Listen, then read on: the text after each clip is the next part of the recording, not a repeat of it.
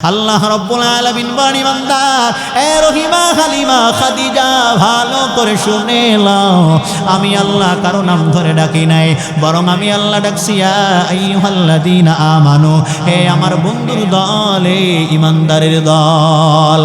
আল্লাহ মানুষকে বন্ধু বলে কেন সম্বোধন করলেন? আল্লাহ কয় তাকায় দেখ দুনিয়ায় যদি নামে নামে মিল হয় বন্ধু হয়নি। তোমার নাম কি আব্দুল গফফার, আমার নামও আব্দুল গফফার। তুই কি করো? কয় মাইক চালাই, মাইকের ব্যবসা করে। আমিও তো মাইক চালাই, মাইকের ব্যবসা করে। তোর নাম আর আমার নাম যেহেতু এক, তোর কাজ আর আমার কাজ যেহেতু এক, তুই আমার দোস্ত মিতা বন্ধু, আমি তোর দোস্ত মিতা বন্ধু। আল্লাহ রাব্বুল আলামিন বলেন ইমানদার আমি আল্লাহর একটা গুণবাচক নাম হলো মুমিন, তোমাদের একটা গুণবাচক নাম হলো মুমিন। নাম যখন এক হয়ে গেছে তোমরা আমার বন্ধু, আমি আল্লাহ তোমাদের বন্ধু।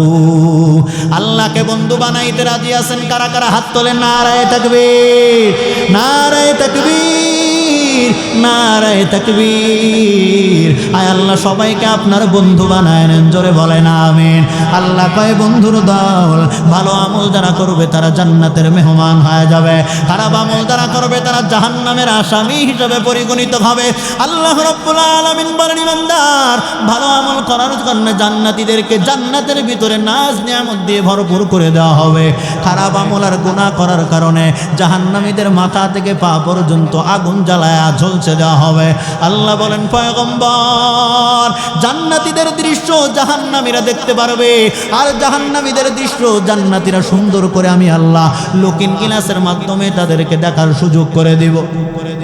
আল্লাহ বলেন বান্দা জাহান্নামীদের গায়ে যখন আগুন লাগায় দিব, জান্নাতীরা নাজ নিয়ামত ভোগ করতেছে, এই দুই দৃশ্য একে অপরকে সুন্দর করে দেখার সুযোগ পেয়ে যাবে।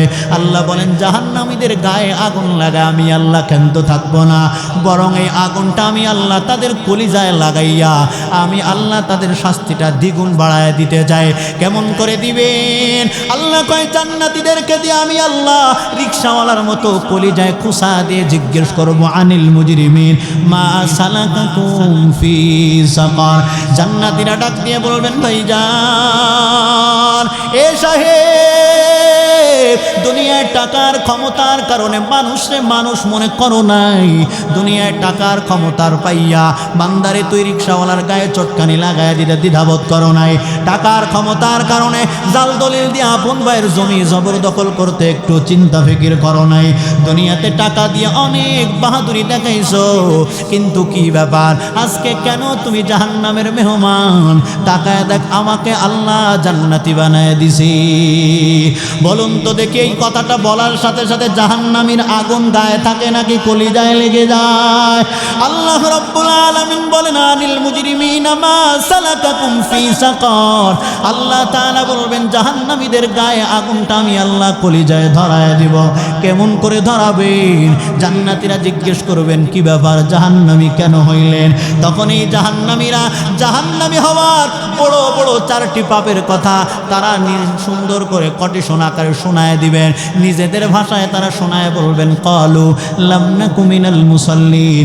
জাহান্নামীরা তখন বলবেন ভাইজান তোমার বক্তব্য ঠিক আছে, তোমার বাসাও ছিল শিবরামপুর আরিফ বাজার, আমার বাসাও ছিল শিবরামপুর আরিফ বাজার, তুইও আরিফ বাজারের দোকান থেকে সদাই ক্রয় করতা, আমিও সেই আরিফ বাজারের দোকান থেকেই সদাই ক্রয় করতাম।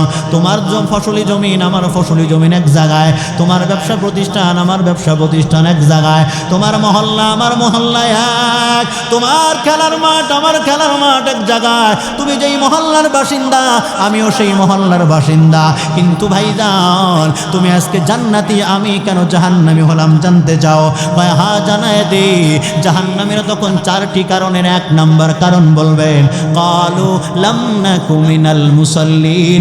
জাহান্নামীরা বলবেন ভাইজান জাহান্নামী হওয়ার এক নাম্বার কারণ হলো দুনিয়াতে কোনো পদপদবীর অভাব আমগো ছিল না, ফরিদপুর শহর থেকে থেকে যদি আমার বাবার নাম বলা হতো সবাই এক নামে চিনতো, আমার দাদার নাম যদি বলা হতো সবাই এক নামে চিনতো, আমার নাম বলা হলেও সবাই এক নামে চিনতো। এক কথায় দুনিয়ার কোনো পদবী, কোনো নাম আর যশ খ্যাতির অভাব ছিল না, কিন্তু একটা পরিচয় আমার ছিল না, যেই পরিচয় না থাকার কারণে আমি আজকে জাহান্নামে, আর যেই পরিচয়টা থাকার কারণে তুমি আজকে জান্নাতি হয়ে গেলা। কয় কি এমন সেই দামি পরিচয়? জাহান্নামীরা তখন বলবেন লাম নাকু মিনাল মুসাল্লিন, দুনিয়াতে আমরা কেউ মুসল্লি ছিলাম না। মুরব্বীর বয়স 70-এর কোঠায়, নাম হলো আব্দুল জব্বার চৌধুরী, 2 মেয়ে 1 ছেলে। ওনার আয়ের উৎস হলো সারাদিন ফরিদপুর শহরে রিক্সা চালায়, দিন শেষে যা ইনকাম হয় এটা নিয়ে উনি বাসায় আসেন। প্রতিদিনের ন্যায় মুরব্বী রিক্সাটা বাসায় এনে বাসার কোনো একটা পায়চারির সামনে উনি বেঁধে রাখছেন, তালা দিয়ে রাখছেন। উনি নামাজ কালাম কমপ্লিট করে মোটামুটি খাওয়া দাওয়া শেষ করে ঘুমায় গেছে। ঘুমের ভিতরে হঠাৎ ওনার ফোনে রিংটোন বেজে উঠলো, আননোন নাম্বার, অপরিচিত নাম্বার। উনি ফোন রিসিভ করে কানে লাগাইলেন, সালাম দিয়ে জিজ্ঞেস করলেন কে তুমি? কয় আমি অমক। নাম কি? বলে আব্দুল জব্বার চৌধুরী। তুমি কে? বলে আমি তো ফরিদপুর শহর থেকে বলতেছি, আপনি চিনবেন না, পরিচয় দাও। কয় এই বলতেছি। বলে কি জন্য ফোন করেছো? কয় আপনার সন্তান এসেছিল ফরিদপুরে জসিম মেলায়, এই মেলায় লটারি বিক্রি হয়েছিল, আর সেই লটারির অনুষ্ঠান থেকে আপনার ছেলেটা আব্দুল গফফার চৌধুরী উনি 20 টাকা দিয়ে এক লটারি ক্রয় করেছিল আমাদের থেকে, আর এই 20 টাকার লটারিতে আমেরিকার ভিসা জিতে নিছে। বলুন তো দেখি, রিক্সাওয়ালার ছেলেটা যখন আমেরিকার ভিসা পায় তার কি আর ঘুম আছে? সব ফালায় কয় কাজ হয়ে গেছে। কি হয়েছে তা বলতে পারে? বলে আমি কি করব? কয় তোমার কিচ্ছু করা লাগবে না, শুধু পাসপোর্ট আর মেডিকেল কমপ্লিট করো, ভিসা আমরা দিব, কাপড় সাপড় যা আছে যাওয়ার সময় বাজার খরচ সব আমরা দিব। যেই কথা সেই কাজ। 15-20 দিনের ভিতরে রিক্সাওয়ালা আব্দুল জব্বার চৌধুরীর ছেলেটা আব্দুল গফফার সাহেব উনি আমেরিকার নিউ ইয়র্কে পাড়ি জমাইলেন। এখন আমেরিকার নিউ ইয়র্কে যারা থাকে তারা তো স্বাভাবিক বাংলা টাকা আর সৌদিয়ান রিয়াল কামায় না, ওরা ইউরো ডলার কামায়। প্রতি মাসে 8 থেকে 10 লক্ষ টাকা ইনকাম করতে সেই ছেলেটা।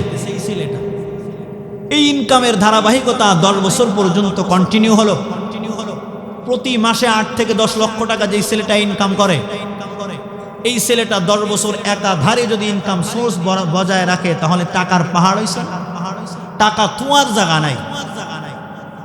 এমন একটা পরিবেশ, একটা সময় সন্তান বলতেছে আব্বা রিক্সা চালায় তো অনেক কষ্ট করে আমাদেরকে লালন পালন করেছো, এখন আর রিক্সা চালানোর কোনো দরকার নেই। কি করব? বলে রিক্সাটা তালা লাগা বাসায় রেখে দাও স্মৃতি হিসাবে। আর ফরিদপুর শহরে আমি 2টা ফ্ল্যাট কিনছি। ফাঁকে আরো এক কথা বলি, টাকার দাবি হলো গ্রামে থাকা যাবে না, শহরে বাসা বানাইতে হবে। যাদের মোটামুটি টাকা হয় তারা গ্রাম থেকে ফরিদপুর শহরে যায়, তার থেকে একটু কম হলে তারা মোটামুটি থানা শহরে যায়, থানা শহরে যাওয়ার পরে যদি টাকা একটু বাড়ে তাহলে জেলা শহরে যায়, জেলা শহরে যাওয়ার পরে টাকা বাড়লে সে বিভাগীয় শহরে যায়, বিভাগীয় শহরে যায় যদি দেখে আরও টাকা ইনকাম সোর্স বেড়ে গেছে তখন স্বাভাবিক সাভার আর গুলিস্তানে থাকে না, ও গুলশান বনানীতে বাসা ক্রয় করে। কথা বলেন? যেই কথা সেই কাজ।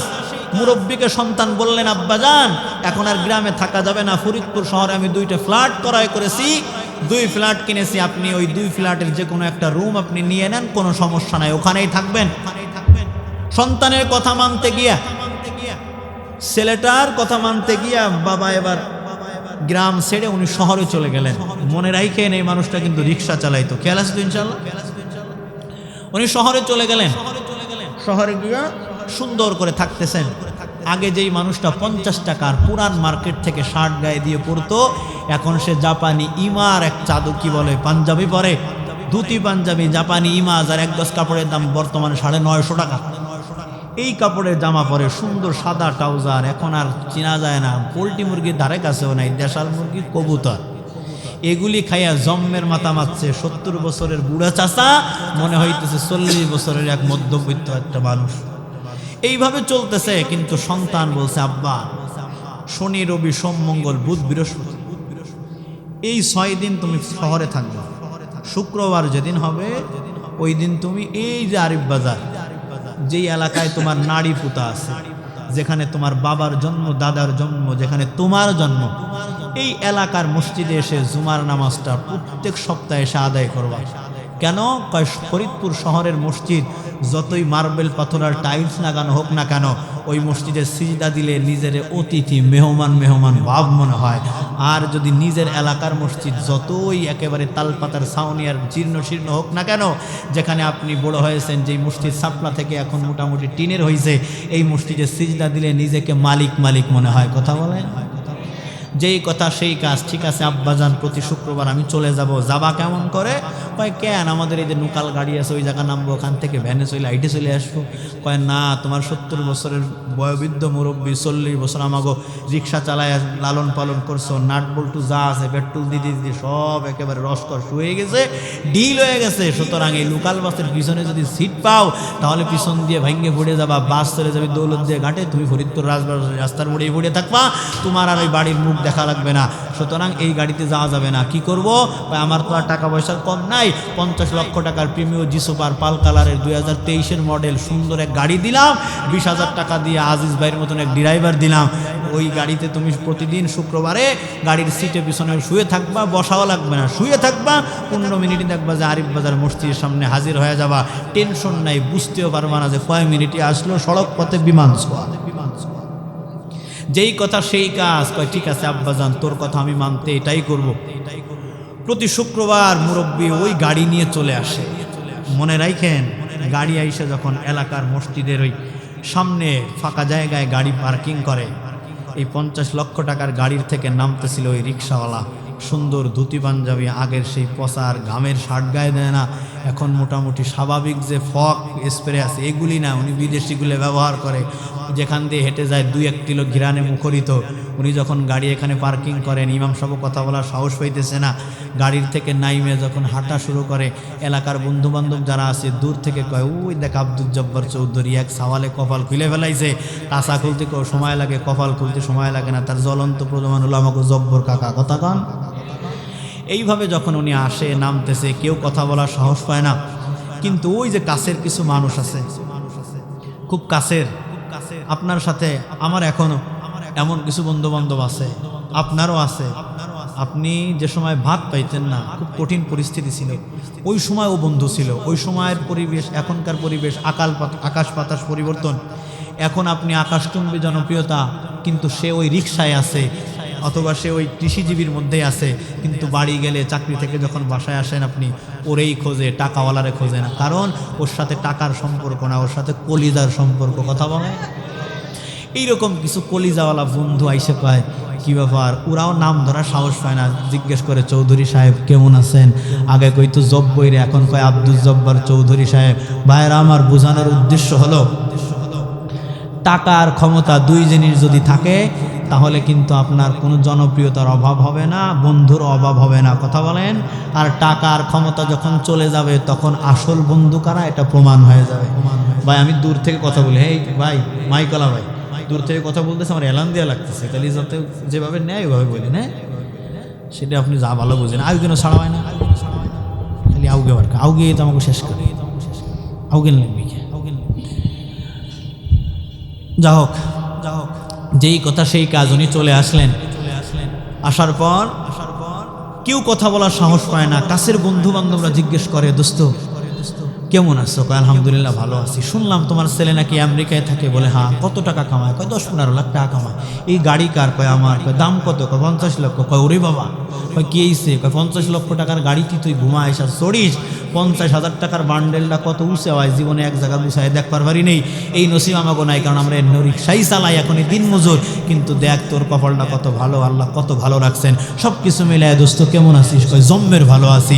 বোঝানোর উদ্দেশ্য হলো আপনি যদি শারীরিক, মানসিক, পারিবারিক, রাষ্ট্রীয় সব দিক দিয়ে যদি সুন্দর জীবন লিড করতে থাকেন, সুন্দরভাবে জীবন পরিচালনা করতে থাকেন, ভালো থাকেন, আর এই ভালোর খবর যদি এলাকার মানুষ জানতে চায়, বলতেও খুব মজা লাগে। কথা কান? তো মুরব্বীও তাই, খুব ভালো লাগতেছে, মজা লাগতেছে। মনে মনে চিন্তা করে আরো 2-1 বারবার বলতো আমি কেমন আছি, আমি কত টাকার মালিক, গাড়ি কার। বারবার মানুষ জিজ্ঞেস করুক যে এই গাড়ি কার, বলতে খুব মজা লাগে। ভাইরা আমার, এভাবে উনি চলতেছিলেন। হঠাৎ করে গভীর রজনীতে ফোন আসলো। উনি ফোন রিসিভ করে কানে লাগাইলেন। এখান থেকে বয়ান শুরু হইতেছে, খেয়াল রাখবেন। উনি ফোন রিসিভ করে কানে লাগাইলেন, কে তুই? কয় আমি অমক। মোবাইলের দিকে তাকায় দেখে 017 আর 019 না, দুইটা 4 তাই সাইড দিয়ে 7 প্লাস মাইনাস। ওনার বুঝতে বাকি না এটা আমাকে বাংলাদেশের নাম্বার না, এটা বিদেশি নাম্বার। ফোন রিসিভ করে কানে লাগাইলেন, কে তুমি? বলে আমি অমক। আপনি কে? আমি আব্দুল জব্বার চৌধুরী সাহেব। এত রাত্রে ফোন করছিস কেন? কথা যা বলবি ভালো করেই বলিস, আমার ছেলে আমেরিকায় থাকে, টাকা পয়সার কোনো কিছুর অভাব নাই, থানা ফাড়ি কিন্তু আমার পকেটে, ঘুমের ডিস্টার্ব করছে, আগামীকাল কিন্তু মানহানি মামলা করব, সুতরাং যা বলবি ভালো করে বলিস, কিন্তু কি জন্য ফোন দিছিস? ওপাশ থেকে কে যেন মৃদু আওয়াজে কয়, মুরব্বী গরমে খবর আছে, উত্তেজিত হবেন না, ঠান্ডা হন। কি খবর? কয় ছেলে কয়টা? কয় একটা। নাম কি? আব্দুল গফফার চৌধুরী। থাকে কোথায়? কয় আমেরিকার নিউ ইয়র্কে। কি করে? কয় গাড়ি চালায় আর কোটি টাকা বাড়ি পাঠায়। কয় মুরব্বী একটু শক্ত হন, গরমে খবর দিচ্ছি। কি খবর? কয় যেই ছেলেটা গাড়ি চালাইয়া আপনাকে প্রতি মাসে 10 থেকে 15 লক্ষ টাকা বাংলাদেশে পাঠাইতো, সেই ছেলেটা মাত্র 10 মিনিট আগে অ্যাক্সিডেন্ট করে গাড়িও শেষ, ছেলেও শেষ। এ কথা বলার সাথে সাথে মুরব্বী সব ল্যাপ কম্বল ফালাইয়া দৌড়ে আর কয়রা আমার সব শেষ। কি শেষ বলার আগেই মুরব্বী বেহুশ হয়ে যায়, পানি ঢালে, হুশ আসে, আবার বেহুশ হয়, আবার হুশ আসে। এইভাবে 15-20 দিনের ভিতরে এই আব্দুল জব্বার চৌধুরী সাহেবের ছেলেটা আব্দুল গফফার মিয়া, উনি বাংলাদেশে আসলেন আপনাদের এই আরিফ বাজার এলাকায় যেখানে জন্ম নিয়েছেন, এখানে আসলেন। আসার পরে কাফন দাফন কমপ্লিট হলো, এলাকার হুজুর, মাদ্রাসা, মসজিদের ইমাম, খতিব এদেরকে দিয়ে খাওয়াইলেন, হাদিয়া দিলেন, দোয়া করাইলেন। পরিশেষে সবাই বুঝাইলেন যে ছেলে চলে গেছে, কান্নাকাটি করে আর কোনো লাভ নাই, এবার তোমার কি বলে ইনকামের একটা উৎস ছিল, সেটা হলো ওই যে 2টা ফ্ল্যাট আছে ফরিদপুর শহরে, এই 2টা একটু দেখাশোনা করো, কারণ ছোট 2টা বাচ্চা আছে, এই বাচ্চাদেরকেও তো ভালো পাত্র দেখে বিবাহ দিতে হবে, ওদের মুখে 2 মুঠো ডাউল ভাত তুলে দিতে হবে, সুতরাং একটা কর্ম করতে হবে। কি কর্ম? ওই গাড়িটা ভাড়া দিয়ে দাও আর ওই ভাড়া উঠেই খাও, তাহলেই তোমার জীবন চলে যাবে। উনি মনে মনে চিন্তা করলেন, হ্যাঁ আজকে বৃহস্পতিবার, আগামীকাল শুক্রবার, জুমার নামাজ পড়ে আমি শুক্রবার দিন চলে যাব শহরে। উনি জুমার নামাজ কমপ্লিট করে আরিফ বাজারের এই জামে মসজিদ থেকে যখন বের হতে যাবেন, ডান পায়ে জুতা পরবেন, বাম পায়ে পরেছেন, এমতো অবস্থায় ওনার বাসার কেয়ারটেকারের মোবাইল থেকে ফোন বেজে আসলো। উনি ফোন রিসিভ করে কানে লাগাইলেন, কে তুই? কয় আমি অমক। কি জন্য ফোন করেছিস? কয় স্যার সব শেষ। কি শেষ তা বলে না। কয় ভালো করে বল। কান্না জড়িত কণ্ঠে কয়, স্যার আপনার মতো আমিও নামাজে গিয়েছিলাম, এসে দেখি বিদ্যুৎ থেকে আগুন সংযোগ হয়ে আমাদের যেই 10 তলার 2টা ফ্ল্যাট ছিল ঝিলটুলিতে, এই 2 ফ্ল্যাট পুড়ে নিমিষেই ধ্বংস হয়ে গেছে। ভাইরা আমার মনে রাখেন, পিছনে টাকার মেশিন, ছেলে গাড়ি অ্যাক্সিডেন্ট করে শেষ, 2টা বাড়ি ছিল তাও শেষ। এবার মুরব্বী জিজ্ঞেস করলেন, এই ড্রাইভার আমার বাড়ি নাকি পুড়ে ভস্ম হয়ে গেছে, তাড়াতাড়ি গাড়ি বের কর, 15 মিনিটে আমাকে ফরিদপুর শহরে পৌঁছায় দিবি, দেখবো আমার জায়গাটা অক্ষুণ্ণ আছে কিনা, বিল্ডিং এর ফ্ল্যাটের কি অবস্থা এটা দেখার জন্যে। ড্রাইভার স্যারের কথা মানতে গিয়ে গাড়িকে খুব জোরে হাঁকাচ্ছেন। এই ছোট রাস্তায় অত জোরে চালানো যায় না, তারপরও কি বলে মালিকের একটু চাহিদা আছে, তার একটু তাড়া আছে, এইটা মেনটেন করার জন্য তার কথাকে পালনার্থে উনি সুন্দর করে খুব জোরে গাড়ি চালাইতেছেন। এই বাইপাস সড়ক থেকে যখন মেন রাস্তায় বিশ্ব রোডে উঠবেন, উনি খেয়াল না করে গাড়িকে ঢুকায় দিলেন। পিছন থেকে আপনাদের দেশাল গাড়ি ফরিদপুরের গোল্ডেন লাইন পরিবহনে গাড়িকে চাপা দেয়। চাপা দেওয়ার সাথে সাথে গাড়িও শেষ, ড্রাইভারও শেষ, মুরব্বী কোনো মতে বেঁচে আছে। পিছনের কথা মনে রাখেন, টাকার মেশিন ছেলে শেষ, 2টা বাড়ি ছিল ফ্ল্যাট তাও শেষ, 50 লক্ষ টাকার গাড়িও শেষ। মুরব্বী কিন্তু কোনো মতে বেঁচে আছে। এর নাম বাঁচা না, এর নাম জিন্দা লাশ। কথা বলেন। কারণ পুরুষের মাজার শক্তি হলো টাকা, আর মহিলার মাজার শক্তি হলো স্বামী। পুরুষের পকেটে যখন টাকা থাকে না, এই পুরুষের মাজায়ও জোর থাকে না, মুখেও আওয়াজের ভারী একটা মজা থাকে না। এই মুরব্বী সব হারায় একেবারেই নিঃস্ব হয়ে গেলেন। মনে মনে চিন্তা করতেছেন, সবই তো শেষ। আমেরিকার থেকে শুধু লাশ আসছে, টাকা আসেনি, ফ্ল্যাটের কিচ্ছু নেই। 50 লক্ষ টাকার গাড়িটা এখন ভাঙড়িতে বিক্রি করতে হবে, তাছাড়া কোনো উপায় নাই। কি করা যায়? 2টা মেয়ে আছে, এদেরকেও তো বিবাহ বন্ধনে আবদ্ধ করায় দিতে হবে, এদের মুখেও 2 মুঠো ডাউল ভাত দিন শেষে তুলে দিতে হবে। কি করা যায়? বলে নতুন কোনো পেশা খুঁজে নিতে চাই, পারি কিনা? তবে ভালো করে মনে রাখবেন, সহজ একটা কথা বলতেছি, হঠাৎ করেই নতুন কোনো ব্যবসার সাথে যদি আপনি সংযুক্ত হন, লাভবান হওয়ার আশা একেবারেই কিনো। মাছের ব্যবসা, এই যিনি আছেন তিনি হঠাৎ করেই গাছের ব্যবসা শুরু করলে ভারী একটা লাভ হবে না। উনি মনে মনে চিন্তা করলেন, কি করব, সবই তো হারায় ফেলব। গভীর রাতে সব হারায়া যখন এই মুরব্বী আব্দুল জব্বার চৌধুরী সাহেব চিন্তায় বিভোর, কে যেন এলকা করে কয় যে আব্দুল জব্বার চৌধুরী, চিন্তা করার কোনো কারণ নাই, তুমি নতুন কিছু করতে পারবা না, পুরান যেই পেশা আছে সেই পেশায় ফিরে যাও। কি সেই পেশা? 10 বছর আগে যে রিক্সা চালাইতা, সেই রিক্সাটা ছেলে টাকার মালিক হওয়ার কারণে ফালায় রাখছে ওই যে বেলকনির নিচে, ওখানে 3টা টায়ার আর 3টা টিউব পাল্টায় পরিবর্তন করে তেল মোবিল লাগাইয়া একটা মোটর লাগাই মুড়া দিলেই সামনে যাবে। এখান থেকে ফরিদপুরে যাবা, মাঝে মধ্যে শিবরামপুর যাবা, 20 টাকা 50 টাকা পাবা, এ দিয়েই ঠিক থাকবে। আগের যে পেশা এটাই তোমার জন্য ভালো হবে। মুরব্বী চিকুন কথার এক সবক দিচ্ছে আপনাদেরকে, সেটা হলো সুন্দর করে এই রিক্সার সিট থেকে টান মাইরা 10 তলা ফ্ল্যাটের মালিক বানাইয়া 50 লক্ষ টাকার গাড়িতে বসাইয়া জাপানি ইমা গায়ে দিয়ে সুন্দর সম্মানের জীবন যিনি দেন তিনি কে? আরো জোরে বলেন। আবার ভাগ্যের নির্মম পরিহার যখন চূড়ান্ত শিখরে পৌঁছে যায়, একেবারেই নিম্ন স্তরের শিখরে পৌঁছে গেল, আবার সুন্দর করে ওইখান থেকে কান ধরে টান দিয়ে নামাইয়া গাড়ির থেকে লাথি মেরে ফালাইয়া সাবেক সেই রিক্সার সিটে যিনি বসায় দেন তিনি কে? এজন্য সাবধান হয়ে যান। শুরুতেই বলেছিলাম, টাকার ক্ষমতার কারণে মানুষ অমানুষ হয়ে যায়, টাকার ক্ষমতার মোহে পড়ে আদবওয়ালা মানুষটা বেয়াদব হয়ে যায়, টাকার ক্ষমতার মোহে পড়ে ভালো মানুষটা দিন দিন খারাপ হয়ে যায়। সুতরাং এখান থেকে এক সবক নেন, যেই আল্লাহ উঠাইতে পারেন সেই আল্লাহ নামাইতেও পারেন। তাই যদি না হতো, কোনো দলকে ছোট আর বড় করার উদ্দেশ্য না, এক সবক আপনাকে দিচ্ছি, আমিও নিচ্ছি। তাই যদি না হতো, তাহলে যেই আম্মাজান আমাদের ক্ষমতার মসনদে 17 বছর বসেছিলেন, এই মানুষটা তার নিজের মতো করে সব কিছু সাজাইলেন। একেবারে গ্রামের শহীদের, গ্রাম্য পুলিশ থেকে নিয়ে র্যাবের ঊর্ধ্বতন কর্মকর্তা সব নিজের গোপালগঞ্জের মানুষ। ওনার বিপক্ষে দাঁড়ানোর মতো কাউকে রাখে নাই। বিএনপি জামাতপন্থী যারা, তাদেরকে আস্তে আস্তে ছাঁটাই দিছে। তার মানে আমার বিপক্ষে যেন কেউ দাঁড়ানোর মতো কোনো পরিবেশ না থাকে। এইভাবে আম্মাজান সুন্দর একটা সংসার সাজাইলেন। আমরা তো বলেই ফেলেছিলাম, যতদিন হায়াত পাবেন ইনিই থাকবেন, কেউ ইনারে হরাইতে পারবে না। অমাকারু অমাকার আল্লাহ। আমরা টুপিওয়ালারা বলছিলাম আর পারলাম না, হামলার মামলা কত খাবো, কত আর জেল জুলুম সহ্য হয়, গেলেই পুলিশে পিটায়, আর ওনার বিপক্ষে যাওয়া যাবে না। এবার শুধু দোয়া, দাওয়ার কোনো সিস্টেম নাই, শুধু দোয়া, আল্লাহ নেয়া ওই আজাবার ভাবতেছি না। এইভাবে আমাদের ইমানের দরওয়াজায়ও ধাক্কা লাগছে। আল্লাহ কয়, তোদের পরিকল্পনা যেখানে শেষ, ওখান থেকে আমি আল্লাহর পরিকল্পনা শুরু হয়। কেমন পরিকল্পনা? গ্রামের মানুষ একটা কথা বলে, খাওয়ার সময় আজরাইলেও জান নেয় না। আম্মাজান কত সুন্দর করে দুপুরে খাবার পাকাইলেন, পাঙ্গাস মাছ। আমি পাঙ্গাসের জম্মের ভক্ত, কিন্তু অত বড় পাঙ্গাস মাছ আমি জীবনেও দেখি নেই।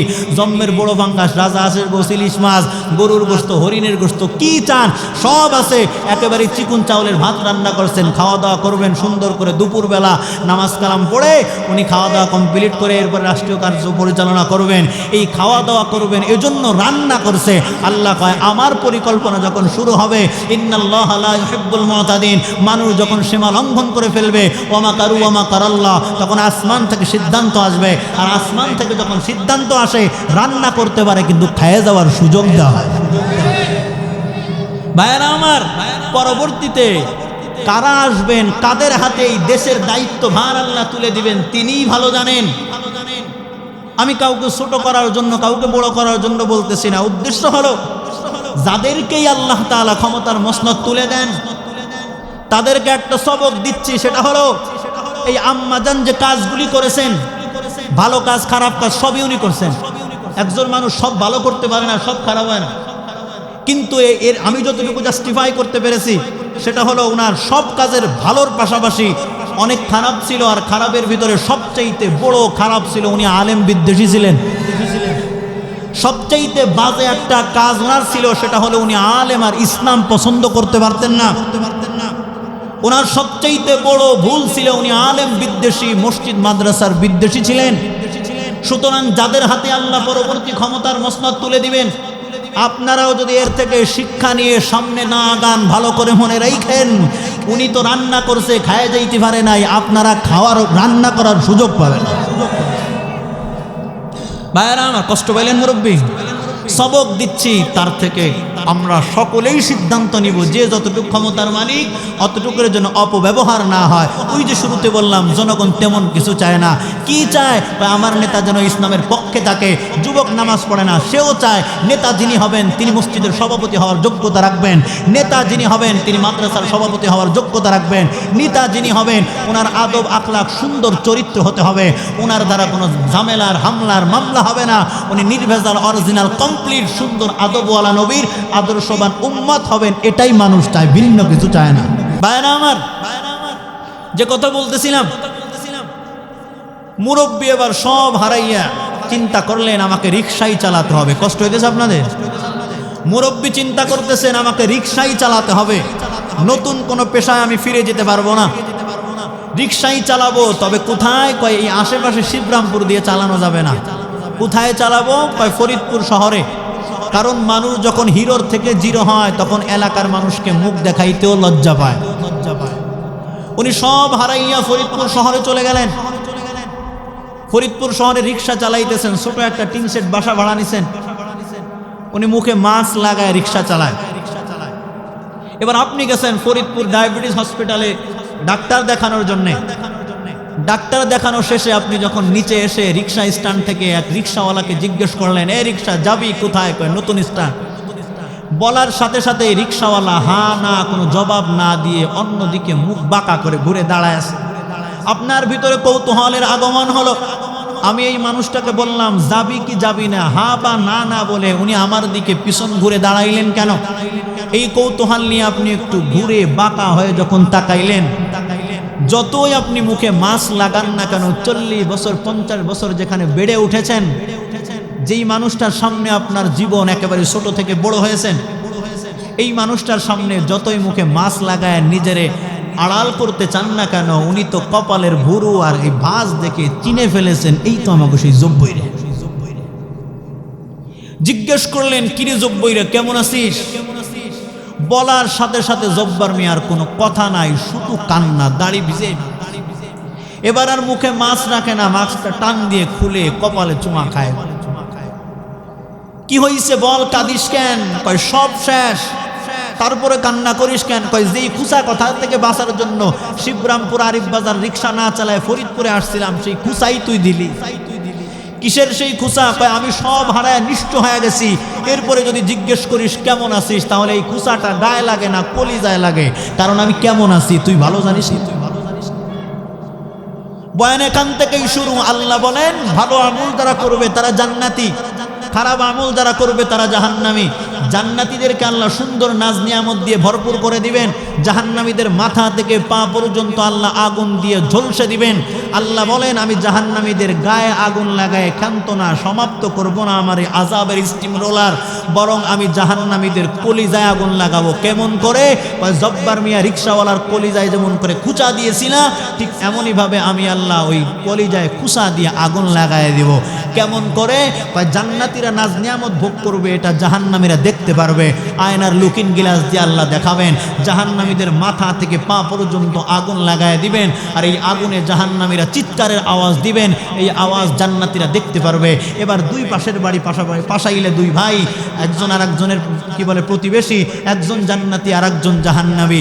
এবার জাহান্নামী যেই মানুষটা, এই মানুষটা তো এমনিতেই জাহান্নামে পড়তেছে, এরপরে যদি পাশের পরিচিত মানুষ জান্নাত থেকে হাসে আর তামাশা করে কয়, কিরে দুনিয়ায় টাকা পয়সা ধন দৌলত আর ক্ষমতার অপব্যবহার করে কত আকাম করেছিল, রাতের কাজ দিনের কাজ রাত্রে সারছিল, টাকার ক্ষমতার কারণে সব কিছু নিজের মতো করে আয়ত্ত করে নিয়ে মানুষকে মানুষ মনে করো নাই, টাকার ক্ষমতার কারণে সব কিনে নিয়েছিল, কি ব্যাপার জান্নাতটা আজকে কিনতে পারো নাই?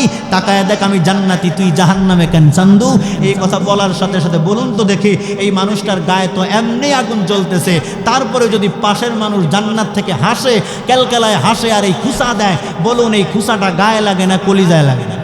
আল্লাহ সে কথাই বলেন, ইন্নাল্লাযীনা আমানু ওয়া আমিলুস সালিহাত, ইন্নাল্লাযীনা আমানু ওয়া আমিলুস সালিহাতি লাহুম জান্নাতুন তাজরি মিন তাহতিহাল আনহার যালিকাল ফাউজুল কবীর।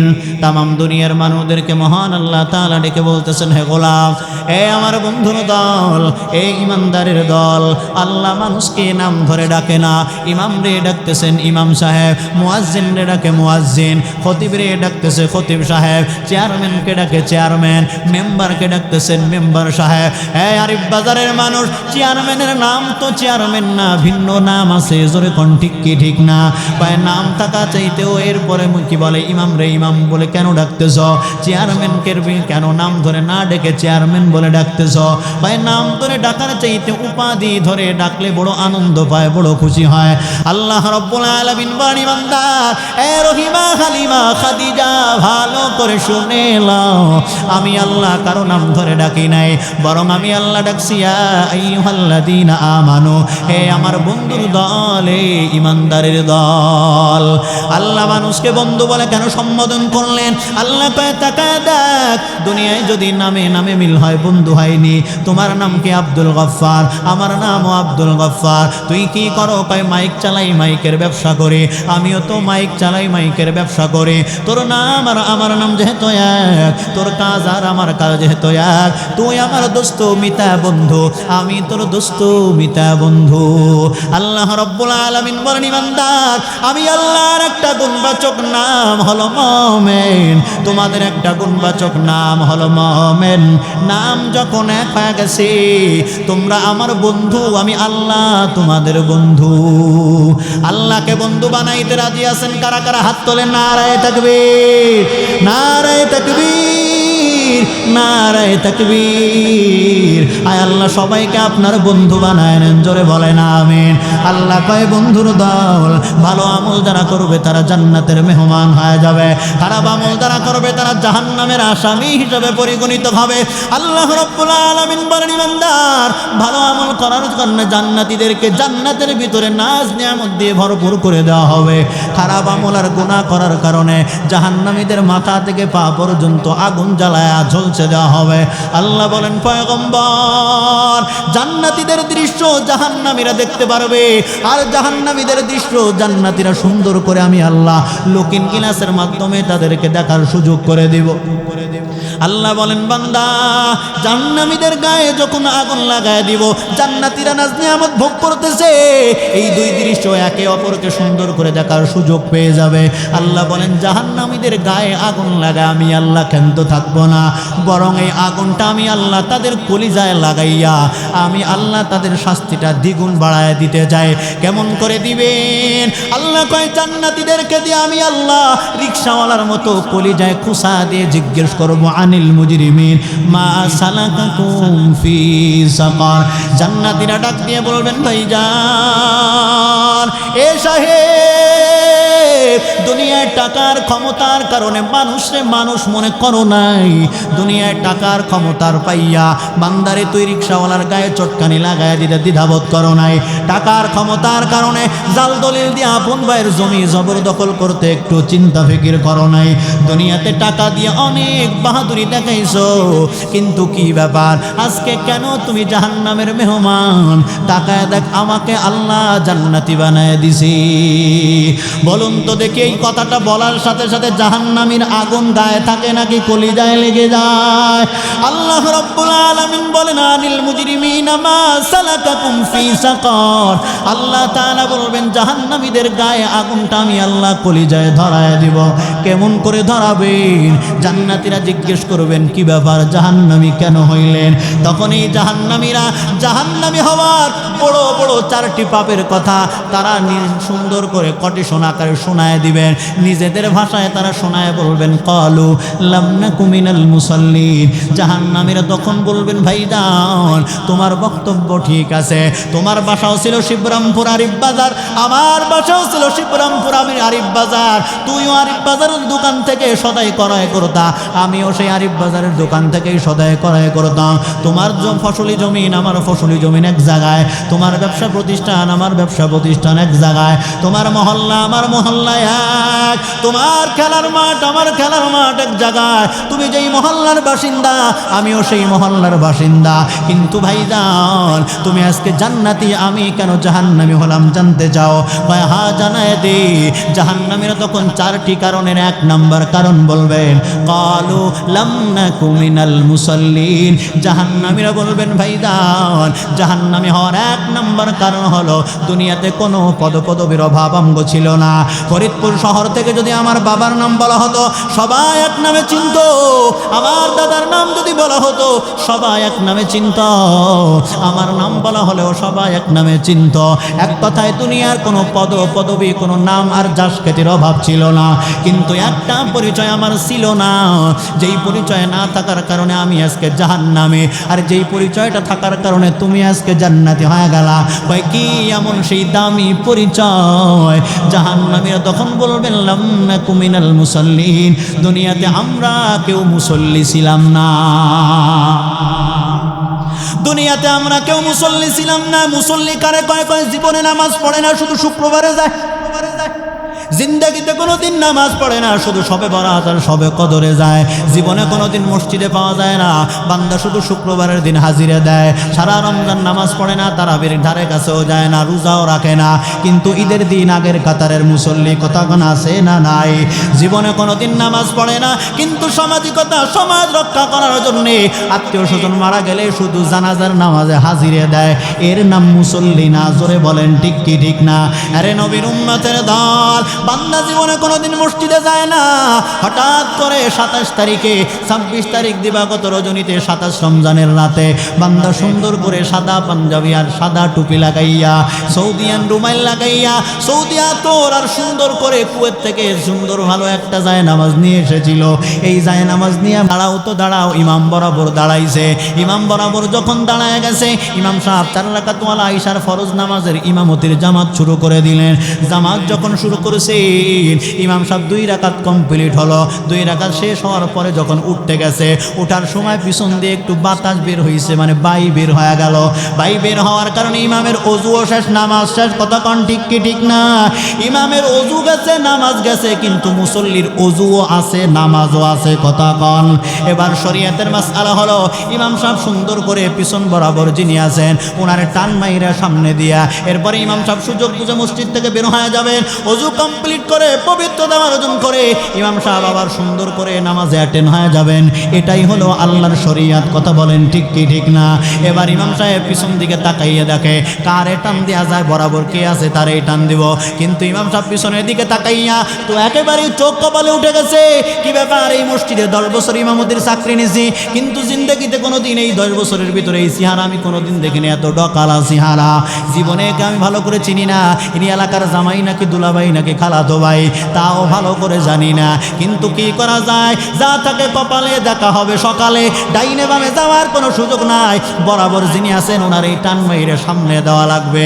এবার মনে মনে চিন্তা করলেন, যেহেতু সাদা পাঞ্জাবি আর সাদা পায়জামা, এবার সাদা টুপি লাগাইছে, হয়তো সুন্দর কিছু জানে, সূরা কিরাত অন্তত কিছু জানে, অতএব ওনারে দিয়ে ইমামতি করাবো। ইমাম সাহেব এই চিন্তা চেতনা নিয়ে যখন খপ করে বাম হাত দিয়া ওনার হাত ধরে টান মারতেছে, ইমাম সাহেব যত জোরে টানে উনি তত জোরে শক্ত হয়, ইমাম সাহেব টানে উনি আরো তত জোরে শক্ত হয়, ইমাম জোরে টানে উনি পিছনের দিকে শক্ত হয়ে দাঁড়াইয়ে থাকে। ইমাম সাহেব পায় কি ব্যাপার, এইভাবে টানাটানি করলে তো ঝামেলা। ইমাম সাহেব মনে মনে চিন্তা করে, মনে হয় আমার সাথে শক্তি কাটাইতেছে। ইমাম সাহেব পায় পাগলা, আমার সাথে শক্তি দিয়ে পারবা না, কারণ কোনো চোরেও আমারে পোল্ট্রি মুরগি খাওয়ায় না, সবাই আমারে ভালো ভালো খাবার খাওয়ায়। 30 দিন পর একজনের বাড়ি খাবার, ওই বাড়ির চাষি চাষারে ডাক দিয়া কয় 30 দিন পর ইমাম সাহেবের খাবার, সুতরাং পোল্ট্রি আইনো না, দেশাল মুরগি আইনো। শুনছি হুজুর গরুর গরু ভালো খায়, সিনার গোস্ত আইনো 1 কেজি না পারো 1/2 কেজি আইনো। শুনছি হুজুর ট্যাংরা মাছ আর ইলিশ মাছ ভালো খায়, পাইলে এগুলি অল্প করে আইনো। শুনছি হুজুর কবুতরের ডিম ভালো খায়, পাইলে আইনো। কোয়েল পাখির ডিম নতুন বাইরে এসে এটা খাইলে নাকি পুষ্টি হয়, হুজুরের জন্য আইনো। আর গাই তো দোয়া আছে, চাউলও আছে, তুমি বাজার থেকে একটু চিনি আইনো, হুজুরের পায়াস রান্না করে দেবানে, কারণ 30 দিন পর একদিন খাবার। এইভাবে যখন অন্য বাড়ি যায় 30 দিন পর, উনারও কয় 30 দিন পর একদিন। এইভাবে খাইতে খাইতে এলাকার সবচাইতে দামি খাবার যিনি খান তিনি হলেন মসজিদের ইমাম। কে খাওয়ায়? আরো জোরে বলেন কে খাওয়ায়? কাদেরে কুদরতুদারি বর কামাল আনতা রব্বি আনতা হাসবি যুল জালাল, তুহি কাদের জলিলুল্লাহ জাহাদার বহর হালে তুহি মেরা নিগাহদার, হিচে কসদর মুলকে ও আম্বাজ आवाज़ों ने कौले ओरा लहनी आवाज़ों ने तो दिल में तू आता है समझ में नहीं आता तो दिल में तू आता है समझ में नहीं आता बस जानो लिया मैं तेरे पहचानो यही है बस जानो लिया मैं तेरे पहचानो यही है কষ্ট হয়নি আপনাদের আর আধা ঘন্টা চলবে তো ইনশাআল্লাহ আরে নবীর উম্মতের দল ইমাম সাহেব সুতরাং আমার সাথে শক্তির খেলায় তুমি পারবা না ইমাম সাহেব এই চিন্তা চেতনা করে হ্যাকসা এক টান মারছে ওই বান্দা মুসল্লি পিছন থেকে সামনে যায় নামাজে দাঁড়ায় কয় হুজুর টানেন কে ইমাম সাহেব কয় নো টক বাটুস কুত কথা হবে না টানার জন্য ডাকি নেই কেন ডাকছে কয় আমার তো ওযু শেষ কয় তাহলে কি আমি ওযু কইরাই না দিব আপনার ওযু কয় না রে পাগলা না না একজনের খাবার আর একজন খাইলে যেমন পেট ভরে না ঠিক তেমনই ভাবে একজনের ওযু কোনোদিন আর একজন বানাই আইনে দেওয়া যায় না কয় তাহলে কি করব কয় এত সময় আমি যা করছি তাই করবি কয় বুঝি নেই কয় 2 রাকাতের ইমামতি আমি করছি বাকি 2 রাকাতের ইমামতি তুই করবি কয় হুজুর আপনি পাগল হইছেন কয় না আমি ঠিকই আছি তোর সমস্যা থাকলে পারে কয় হুজুর আল্লাহর কসম আজকে ফজর যোহর আসর মাগরিব নগদ এইটার রক্ত নামাজ পড়ি নেই জীবনে কবে নামাজ পড়া বাদ দিছি কবে শেষ পড়েছিলাম তাও ভালো করে মনে নাই সুতরাং আপনি যদি আমার মতো এরকম দামড়ারে সামনে আগায় দেন আপনার তো বাতাস বের হয়েও জুগেছে আমার কিন্তু পায়খানা হয়ে একেবারে কাম সারা হবে ইমাম সাহেব কয় পাগলা তাহলে এখানে দাঁড়াইছিস কে কয় তো দাঁড়াইছিলাম জীবনে নামাজ পড়ি না রোজা রাখি না কামের মাস্টার আমি কিয়ামতের ময়দানে আল্লাহ নাকি আলেমের সাথে নাম রাখার কারণে মাফ করে দিবেন এই জন্য আমি এখানে দাঁড়াইছিলাম আল্লাহ যদি কয়েক নামাজ কি একেবারেই পড়িস না কয় মাঝে মধ্যে পড়তাম কোন সময় পড়ছিলি কয় একেবারে 27 তারিখে ইমাম বরাবর দাঁড়াইছিলাম এই উসিলে মাফ করে দাও কিন্তু হুজুর এখানে দাঁড়াইলে এই ঝামেলায় পড়তে হয় ইমামতির ঝামেলা আছে এইটা তো আমি জানতাম না যদি জানতাম জিন্দেগিতে কোনো দিন এইখানে দাঁড়াইতাম না কান ধরে তওবা করলাম আল্লাহর কসম কান ধরে তওবা করলাম হুজুর জীবনে এইখানে দাঁড়ানো তো দূরের কথা আজ থেকে কিয়ামত পর্যন্ত কিয়ামত হয়ে যাবে জীবনে কোনোদিন আমার মসজিদের পাশেও আপনি কোনোদিন দেখতে পাবেন না আরে নবীর উম্মতের দল বাচ্চা আমরা মুসল্লি ছিলাম না তার মানে নামাজ পড়তাম না কয় একেবারেই কি পড়তি না কয় না না মাঝে মধ্যে পড়তাম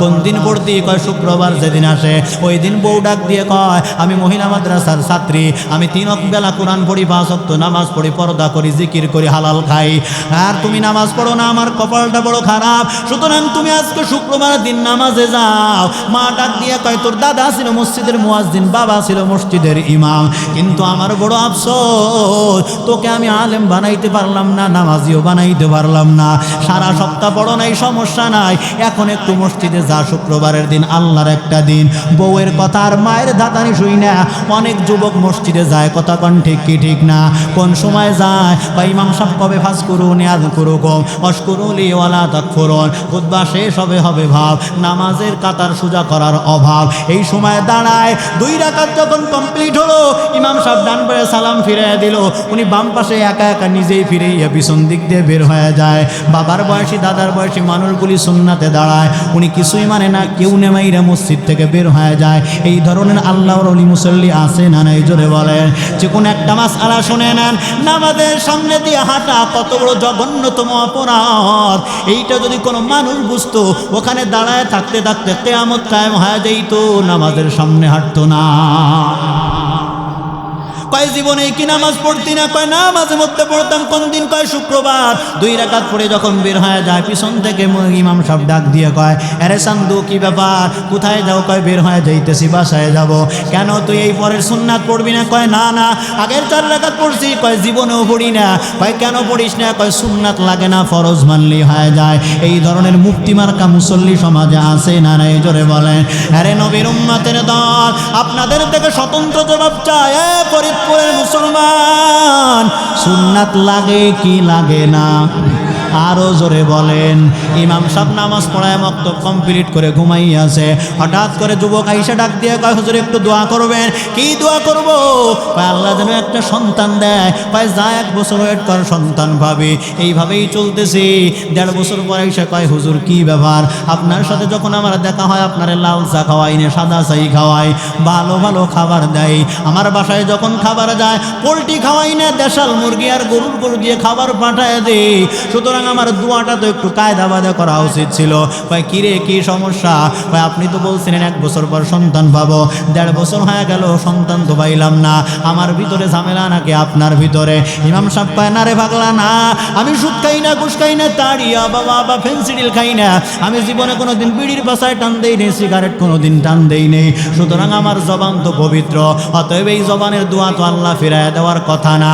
আমার ভিতরে ঝামেলা নাই, ঝামেলা যা আছে সব হলো তোর ভিতরে।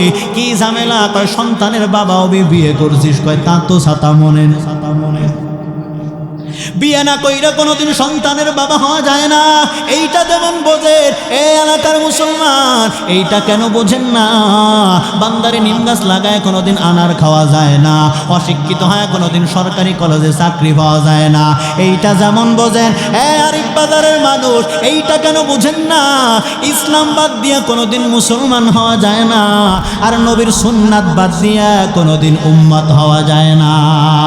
তো কো যাও सुन्नते अहमद को जहाँ बा मोहम्मद कैबोद निस्बत तोरा हम सुरात हम सिराते मुस्तफा दर तमामी हाल उको नित्तबा इत्तबाए सुन्नते खैरुल बशर गिर लाज़े ताबुयाबी आए पेशार। इमाम सब আমার ভিতরে কোনো ঝামেলা নাই, তোর ভিতরে সব ঝামেলা। আরে নবীর উম্মতের দল, তারপরও মানুষ নিজের দিকে তাকায় না। যত দোষ নন্দগো সব হলো ইমামের দোষ। কথা কোন ঠিক কি ঠিক না? ইমাম সাহেব যদি জোরে আটে কয় হয়তো কোনো জায়গা দাওয়াত পাইছে, আস্তে যদি আটে কয় কি দেখ পরের বাড়ি খাইয়ে কি মোটা হয়েছে, আটতে পারতেছে না। ইমাম সাহেব জামা যদি একটু লম্বা ঢিলে বানায় কয় দেখ কাপড়ের দাম বাড়াইলো, যদি একটু চাপা জামা বানায় কয় টেডি হুজুর। ইমাম সাহেব দাওয়াতে আগে গেলে কয় দেরি হয় না, পরান একেবারেই জুড়েই যাইতেছে। আর যদি একটু পরে যায় কয় হুজুর গো আদা ঠিক নাই। যত দোষ সব হলো হুজুরের উপরে। কথা কোন ঠিক কি ঠিক না? আরে নবীর উম্মতের দল, ইমাম সাহেব ডাক দিয়ে কয় পাগলা আমার ভিতরে কোনো সমস্যা নাই, সমস্যা হলো তোর ভিতরে। কি সমস্যা? কয় বিয়ে করলে সন্তান পাওয়া যায়, তার আগে সন্তান পাওয়া যায় না। বিয়ে না কইরা সন্তানের আশা করা যেমন বেয়াদবি, বুকামি, মূর্খতা। ইসলাম বাদ দিয়া সুন্নাত জবাই করিয়া আল্লাহর গোলাম আর রাসূলের উম্মত দাবি করা চূড়ান্ত পর্যায়ের বেয়াদবি, মূর্খতা ছাড়া কিছু না। এত সময় চিল্লানোর দ্বারা কি বুঝলেন? সুন্নাত লাগবে কি লাগবে না? নবীর উম্মতের দল, সুন্নাত যদি না থাকে অবস্থাটা কেমন হবে? 20-15 মিনিটের ভিতরে আলোচনার ইতি টেনে দিতেছি, কষ্ট নিয়েন না। বান্দারে মুরব্বী আলু লাগাইছে, বেড়া দিতেছে। যুবক ডাক দিয়ে কয় রে মুরব্বী চাচা, আলু রইছে নিচে, উপরে রইছে লতা, সুতরাং তুমি কেন বেড়া দাও? তুমি ডিজিটাল যুগের কোনো নিয়মতান্ত্রিক কিছুই বোঝো না। বর্তমান সময়ের অবস্থাটাই এমন। কারণ হলো বয়োবৃদ্ধ মুরব্বী যদি কোনো পরামর্শ দেয়, ইয়াং সাওয়াল কয় এই মুরব্বীরা বুড়েরা কিছু বোঝে না। কথা কন ঠিক কি ঠিক না? মুরব্বী কয় আপনার দাদা কি বুঝাইতে চাও? কয় আলু রইছে নিচে, উপরে রইছে লতা, সুতরাং এখানে বেড়া দেওয়ার কোনো প্রয়োজন নাই। মুরব্বী আবার ডাক দিয়ে কয় নাতি ভাই এইটা তুই বোঝো না, এইটা যদি বুঝতি তাহলে জীবনে কোনোদিন কুত্তে খাবলানো, পাশা বাই করা, সিঁড়া প্যান্ট পরতি না। এইটা যদি বুঝতি দাদা ভাই, নাবি বাই করে হাঁটু বাই করে কোনোদিন রাস্তা দিয়ে মানুষের সামনে নির্লজ্জের মতো হাঁটতি না। এইটা যদি বুঝতি দাদা ভাই, জীবনে কোনোদিন নেইমার আর মেসির মতো চুলের কাঠিন লাগাইতি না। বর্তমান সময়ের পরিবেশটা তো এমন, পুরুষ এখন নারীর ভাঁজ ধরে, নারী এখন পুরুষের সাইজ ধরে। কথা কোন ঠিক কি ঠিক না? বান্দা ভিক্ষুক মানুষ ভিক্ষা করতেছে, বাসের ভিতরে উঠিয়ে ডাক দিয়ে কয় ভাইজান আপনারা দুই চোখে দেখেন, আমি দেখি না। 10 আনা টিয়াকের বোঝা আমার হাতে কিছু দান সৎকা করেন, এই দিয়ে আমি আমাদের বাচ্চাদের মুখে কিছু অন্য খাবার তুলে দিব। এইভাবে যখন বলতেছে সবাই 5-10 টাকা দেয়। ওর ভিতরে ইটালির এক ফেরত যাত্রী ছিল, বাসায় আসতেছে, উনি আর 5-10 টাকা দেয় না। উনি মনে মনে চিন্তা করলেন 1000 টাকার একটা নোট দেই। 1000 টাকার এক নীল নোট যখন থালা বা প্লেটের ভিতরে দিল, ভিক্ষুক মানুষ যদিও কত কি বলে দেখতে পারে না, কিন্তু টাকা আছে নেই। কথা বলেন ঠিক কি ঠিক না? হাতে গসা দিয়ে নাহের কাছে নিয়ে কয় 5 টাকার নোট ছিড়া নেওয়া যাবে না। ঠিক তেমনই ভাবে 1000 টাকার নোট হাতের মধ্যে পাইয়া নাকের কাছে নিয়ে কয় না রে 1000 টাকার ঘিরানা, সেটা কি আসলে 1000 টাকা? পাশের সিট থেকে এক যাত্রী কয় হ্যাঁ মুরব্বী এইটা 1000 টাকা। এবার মুরব্বী কয় ভাইজান সারাদিন ভিক্ষা করার পর 500 টাকা আমি গ্রহণ করতে পারি না, ইনকাম করতে পারি না, জোগাড় করতে পারি না, আর আপনি একা 1000 টাকা দিলেন, সুতরাং আপনাকে আমার দেখার বড় ইচ্ছা হয়, কিন্তু দেখতে তো পাবো না, কপালের আলো বন্ধ হয়ে গেছে, চোখের আলো নাই, কিন্তু আপনাকে একটু ধরে আমি দোয়া করতে চাই, আপনি একটু আগায় আসেন, আপনার মাথাটা আমার সামনে আগায় দেন। যুবক যখন মাথা আগায় দিছে, মুরব্বী এবার মাথায় হাত দিয়ে নিচের দিকে যায় আর দোয়া করে, তাকায় দেখে চুল একেবারেই মাজার কাছে চলে গেছে। এবার নিচে আরো একটু নিচে যায়, তাকায় দেখে কানের ভিতরে কানের মানে দুল ঝুলতেছে, কানের নিচে আরো একবার দ্বিতীয় ধাপে নামলো, দেখে একেবারে ক্লিন, মানে একেবারে ফেরের। মুরব্বী 3 জায়গায় থার্মোমিটার লাগায় বুঝতে পারছে লম্বা চুল এটা মহিলাদের ছেলেদের হয় না, মুখে একেবারে বাঁধে না, এটা মহিলাদের মুখ, কানের ভিতরে দুল এটা পুরুষের হতে পারে না। মহিলারা এই বুঝতে আর বাকি নাই মুরব্বী এবার দোয়া করে আল্লাহ সারাদিন ঘোরার পরে 500 থেকে 300 টাকা ইনকামের বেশি করতে পারি না, আজকে এক চালানে 1000 টাকা তোমার যেই বান্দি করেছে দান, আয় আল্লাহ তুমি তার গর্বে একটা আব্দুল কাদের জিলানি করিয়ে দিও দান। এই কথা বলার সাথে সাথে চটকানি লাগায় কয় আমি পুরুষ মানুষ তুই মহিলা বানাইলি কে? দ্বন্দ্ব এখন ডাক দিয়ে কয় ভাইজান আমি তো অন্ধ মানুষ দেখি না, 3 জায়গায় থার্মোমিটার লাগাইছি, মাথায় লাগাইলাম চুল অনেক লম্বা, কানে লাগাইলাম এখানে কানের দুল, নিচে গেলাম একেবারেই মুখ একেবারেই জন্মের ক্লিন, প্রমাণ হয়ে গেছে এই 3 গুণ তো পুরুষের থাকতে পারে না। আমার বুঝতে বাকি নাই আপনি মহিলা, আরে নবীর উম্মতের দল, আল্লাহ পুরুষ বানাইছে ভালো লাগে না, মহিলা সাজতে চায়, মহিলারে আল্লাহ মহিলা বানাইলো ভালো লাগে না, শার্ট প্যান্ট টাই পরছে, এটা লেডিস না জন্ডিস কিছু বোঝা যায় না, কথা কোন ঠিক কি ঠিক না, চুল একেবারেই বক্কাটিন কাটাইয়া ক্যাপ লাগাইয়া রাস্তায় ঘরে, কোনটা জন্ডিস আর কোনটা লেডিস, কোনটা পুরুষ আর হাইজলা কোনো কিছুই বোঝা যায় না। আল্লাহ কয় পয়গম্বর উম্মতরে জানায় দেন পুরুষরে পুরুষ বানাইলাম ভালো লাগলো না, নারীকে নারী বানাইলাম ভালো লাগলো না, যারা পুরুষ হওয়ার পরেও মহিলা সাজতে চায়, যাদেরকে মহিলা বানানোর পরে পুরুষ সাজতে চায়, কিলাহুমা ফিন্নার, এই 2 চোর আর চুন্নির দলই হবে কাল জাহান্নামী। সানিদা কায় বুয়াত মানন্দে দিদা তোরা দিদা ওয়ায়ুসুফ রাশগনিদা সোহবতে সালেহ তোরা সালেহ কুনাদ সোহবতে তালেহ তোরা তালেহ কুনাদ। কষ্ট হয়নি আপনাদের? আর 10 মিনিটে শেষ করে দিতেছি, কষ্ট নিয়েন না। মুরব্বী ডাক দিয়ে কয় তুই বোঝো না? দাদাই কয় এবার বুঝায় দাও, আলু রইছে নিচে, উপরে রইছে লতা, তারপরে কেন বেড়া দাও?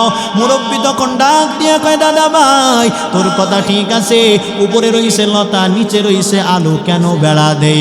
বেড়া যদি না দেই তাহলে ছাগলে আইসে গরুতে আইসে আমার পাতা খাবে, এরপরে লতা খাবে, এরপরে গোড়ায় ধরে টান দিলে নিচ থেকে আলু আসবে, এইটাও খেয়ে শেষ করে ফেলবে, কতক্ষণ ঠিক কি ঠিক না? সুতরাং যদি আলুর হিফাজত করতে হয় পাতার হিফাজত করতে হবে, আর পাতার হিফাজত যদি করতেই হয় তাহলে কিন্তু আলুর পাশে বেড়া লাগাই দিতে হবে, কথা বলেন ঠিক কি ঠিক না? সুন্নাত হলো ফরজ হিফাজতের বেড়া, সুন্নাত হলো ফরজ হিফাজতের বেড়া, যার সুন্নাত ঠিক আছে তার ফরজ ঠিক থাকবে, আর যার সুন্নাত ঠিক নাই তার থেকে আস্তে আস্তে ফরজও বেঠিক হয়ে যাবে, আস্তে আস্তে এই মানুষটা ওয়াজিব ছেড়ে দিবে। সুন্নাত এই জন্য ফরজ হিফাজতের বেড়া, সুতরাং সুন্নাত যদি ঠিক থাকে ফরজ ঠিক থাকবে, অতএব ফরজ যদি ঠিক রাখতে চাও সুন্নাত দিয়া ফরজের গাছ পাশে বেড়া লাগায় দাও। এত সময় চিল্লানো দ্বারা কি বুঝলেন? সুন্নাত লাগবে কি লাগবে না? এই বান্দা ভালো করে বুঝবেন, ফরিদপুর কলেজে আপনি ভর্তি হবেন, ভর্তি ফরম নিছেন, ওখানে তাকায় দেখেন 2 কলাম, প্রথম কলাম হলো মূল প্রিন্সিপালের, দ্বিতীয় কলাম ভাইস প্রিন্সিপালের। মনে মনে চিন্তা করলেন ভাইস প্রিন্সিপালের চেহারা ভালো না, আর উনিও আওয়ামী লীগ করতো, সুতরাং উনার সিগনেচার আমার দরকার নাই। এই ভাইস প্রিন্সিপালের সিগনেচার না নিয়ে যদি মূল প্রিন্সিপালের টেবিলে আপনার ভর্তি ফরম রাখেন, বুঝে থাকলে জবাব দিয়ে আমাকে সহযোগিতা করবেন, মূল প্রিন্সিপাল আপনাকে ভর্তি করবে না কি? জোরে বলেন, করবে না।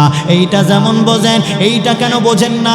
ফরিদপুরের মানুষ, আল্লাহর আদালতে যখন তোমার আমলের নাম কপি ওপেন করা হবে, আল্লাহ তাকায় দেখবেন কি ব্যাপার, ফজরের নামাজ 4 রাকাত, এখানে সুন্নাতের ঘর খালি, শুধু ফরজের ঘর ভরাট করা 2 রাকাত, কি ব্যাপার, জোহরের নামাজ হলো 10 রাকাত, মাঝখানে শুধু 4 রাকাত, এ পাশে 4 রাকাত, ও পাশে 2 রাকাত, এই সুন্নাতের 6 রাকাতের ঘর খালি।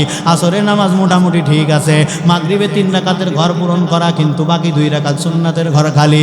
এশায় সুন্নাতের ঘর খালি, খালি কি ব্যাপার এ জিব্রাইল কার আমলের কপি দিছি? কয় কে আল্লাহ তোমার এই গোলাম? কয় আমার গোলাম যারা তারা তো রাসূলের আদর্শের উম্মত। কয় হ। কয় সুন্নাত না থাকলে তো উম্মত পরিচয় দেওয়া চলবে না। ভালো করে মনে রাখিও এ এলাকার মুসলমান, জিব্রাইল আমিন তখন ফেরেশতা বলবেন আয় আল্লাহ এই সূরা শুধু ফরজ পড়তো সুন্নাত পড়তো না। ওরে নবীর উম্মতের দল ভালো করে শুনবেন, ভাইস প্রিন্সিপাল যদি সিগনেচার না দেয়, মূল প্রিন্সিপাল যেমন ভর্তি নেয় না, কিয়ামতের ময়দানে যদি আপনার আমলের কপিতে সুন্নাত ওয়ালা রাসূলের সুন্নাতের সিগনেচার না থাকে, আমার মন বলতেছে ফরজওয়ালা আপনার আমল কোনোদিন কবুল করতে রাজি হবে না। তো কো যাও সুন্নতে আহমদ কো যাহা বাহা মুহাম্মদ কায়বুয়াত নিসবতরা खुदा की हुब्ब से हम बेनबी हैं कुल इन कुंतुम तुहिब्बूना गवाह है। सुन्नत লাগবে তো ইনশাআল্লাহ। জাহান্নামীরা কয় লাম নাকু মিনাল মুসাল্লিন। এক নম্বর গুনাহের কারণ দুনিয়াতে আমরা মুসল্লি ছিলাম না, তার মানে হলো নামাজ পড়তাম না। এই পরিচয়টা আল্লাহর আদালতে দিতে পারি নাই, এই জন্য আল্লাহ আমাদেরকে জাহান্নামী বানায় দিয়েছেন। ওরা কি বলে ফরজ না মেনে নামাজ না পড়ে আল্লাহর কাছে মুসল্লি হিসাবে পরিচয় দিতে পারেনি, এই জন্য তারা জাহান্নামী। আর আমরা নামাজ পড়ে আল্লাহর কাছে মুসল্লি পরিচয় তুলে ধরে আল্লাহর বানানো জান্নাতুল ফিরদাউসের মালিক হব। কারা কারা হাত তোলেন? নারায়ে তাকবীর, নারায়ে তাকবীর, নারায়ে তাকবীর। আয় আল্লাহ সবাইকে মুসল্লি হওয়ার তৌফিক দান করেন, জোরে বলেন আমিন। মুসল্লি খালি হইলেই হবে না, মুসল্লি তিন প্রকার। কয় প্রকার? জোরে বলেন। এক নম্বরে হলো আটকা, দুই নম্বরে টাটকা, তিন নম্বরে ফটকা। আটকা মুসল্লি কারা? কয় ইমাম আর মুয়াজ্জিন। এলাকার মানুষ আসুক আর না আসুক, ইমাম সাহেবের টাইম মতো নামাজের মুসল্লায় দাঁড়াতে হবে। এলাকার মানুষ আসুক আর না আসুক, মুয়াজ্জিন সাহেবের সুন্দর করে টাইম মতো আজান দিতে হবে, না হয় ইমাম মুয়াজ্জিন কারোর চাকরি থাকবে না। কথা কন ঠিক কি ঠিক না? রে নবীর উম্মতের দল এরা হলো আটকা মুসল্লি। দুই নম্বরে হলো টাটকা। টাটকা কারা? কয় জীবন থাক আর যাক, নামাজ ছুটা তো দূরের কথা, জিন্দেগিতে কোনোদিন তাকবীরে উলা পর্যন্ত ছোটে না, এরা হলো টাটকা মুসল্লি। তিন নম্বরে হলো ফটকা। ফটকা কারা? কয় জীবনেও যায় না, শুধু সিজনালি নামাজ পড়তে যায়, 2 ঈদে পড়ে, তারাবি পড়ে না, শুধু 27 তারিখে যায়, জীবনেও নামাজে যায় না, শুধু সাপ্তাহিক মুসল্লি, শুকুর আলী কাকা শুক্রবারে যায়, এরা হলো ফটকা মুসল্লি। কথা কন ঠিক কি ঠিক না? আল্লাহ বলেন পয়গম্বর টাটকা মুসল্লিদের জন্য জান্নাত সাজাইলাম, আর ফটকা মুসল্লিদের জন্য জাহান্নাম বানায় রাখলাম। জাহান্নামীরা তার কারণে এক নম্বর কারণ বললেন ক্বালু লাম নাকু মিনাল মুসাল্লিন। দুনিয়াতে আমরা মুসল্লি ছিলাম না, তার মানে হলো নামাজ পড়তাম না। আজ থেকে তওবা করে সামনে আগায় যাবেন, জীবন থাক আর যাক জিন্দেগিতে কোনোদিন নামাজ কাজা করবেন না। এই নিয়তের উপরে যারা বদ্ধমূল থাকতে পারেন, তারা এই দুটি হাত আমার আল্লাহরে দেখায় দেন। নারায়ে তাকবীর, নারায়ে তাকবীর। আয় আল্লাহ সবাইকে টাটকা মুসল্লি বানায় নেন, জোরে বলেন আমিন। দ্বিতীয় কারণ বলে বয়ান শেষ করে দিতেছি, কষ্ট নিয়েন না। দুই নম্বর কারণ হলো ক্বালু লাম নাকু মিনাল মুসাল্লিন ওয়া লাম নাকু নুতঈমুল মিসকিন। জাহান্নামীরা বলবেন ভাইজান এক নম্বর কারণ হলো দুনিয়াতে আমরা মুসল্লি ছিলাম না, দুই নম্বর কারণ হলো নুতঈমুল মিসকিন ওয়া লাম নাকু নুতঈমুল মিসকিন। দুনিয়াতে আমরা অসহায়দের খানা দেই নাই, মিসকিন এতিম অসহায়দের পাশে দাঁড়াই নাই। দুই নম্বর কারণ আমার টাকা ছিল কিন্তু গরিবদের খোঁজ খবর নেই নাই। আমি 10 তলায় ঘুমাইতাম, কিন্তু আমার বস্তিতে কিভাবে শীতের দিনে মানুষগুলি দিন রাত অতিবাহিত করতেছে। আমার অবস্থা ছিল, আমার অ্যাবিলিটি ছিল, আমার সক্ষমতা ছিল তাদেরকে সুন্দর করে কিছু পোশাক কিনে দেওয়ার, কিন্তু আমি তাদেরকে দিতাম না। তার মানে দান সদকা তেমন একটা ভারী একটা করতাম না। আমি সুন্দর খানা খাইয়া ঘুমায় যাইতাম, কিন্তু আমার বাসার পাশে রিক্সাওয়ালা ভাড়া থাকে, ছোট একটা বাচ্চার ঘরে বাইরে 2 জন, এই 3 জনের ফ্যামিলি রিক্সা চালায় যা ইনকাম করে এইটা দিয়েই তারা চলতো। বান্দা প্রতিদিনের ন্যায় আজ রিক্সা নিয়ে ফরিদপুর শহরে চলে গেছে। এদিকে স্ত্রী অপেক্ষায় অপেক্ষমান, স্বামী আসবে, এরপরে যেই খানা দানা আছে নিয়ে আসবে, এটা পাকায় তাদেরকে সুন্দর খানার ব্যবস্থা করে দিব। স্ত্রী আসার প্রহর গুনতেছে, কিন্তু দুপুর গড়িয়ে যখন বিকালে চলে গেছে, সূর্য অস্তমিত হবে বাপ, তারপরও স্বামী আসে না। কিন্তু ছোট বাচ্চাটা মাকে ডাক দিয়ে কয় আম্মা যান যান, খানার ব্যবস্থা করে দেওয়ার নাড়িতে মানতেছে না, ছিঁড়ে যাইতেছে, কষ্ট হয়। এই নবীর উম্মতের দল, সন্তান যদি মায়ের চেহারার দিকে তাকাইয়া ঠোঁট দুইটা বাঁকা করে ডাক দিয়া কয় আম্মা জান, ক্ষুধার তাড়নার কষ্ট হইতেছে, সহ্য হয় না। দুনিয়ার এমন কোনো মা নাই যেই মা সন্তানের এই কষ্ট দেখতে পারবে। আরে নবীর উম্মতের দল, সন্তানের জন্য মা বাবা কতটা পাগল, সন্তানের প্রতি মা বাবা কতটা দুর্বল, এইটা যদি কোনো সন্তান ভালো করে বুঝতি, জীবন থাকার যা জিন্দগিতে কোনো দিন মায়ের সামনে মাথা উঁচা করে কথা বলার সাহস পাইতা না।